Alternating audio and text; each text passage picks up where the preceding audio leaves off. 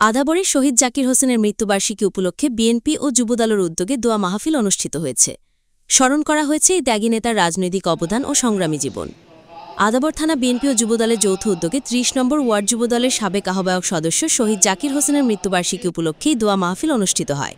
অনুষ্ঠানে সভাপতিত্ব করেন আদাবর থানা বিএনপির যুগ্ম আহ্বায়ক ও সাবেক আদাবর থানা যুবদলের প্রতিষ্ঠাতা সভাপতি কামাল সরকার।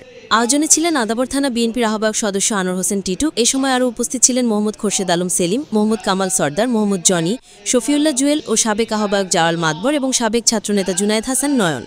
দোয়া মাহফিলে শহীদ জাকির হোসেন সহ সব প্রয়াত নেতাকর্মীদের রুহের মাগফিরাত কামনা করে বিশেষ মোনাজাত করা হয়।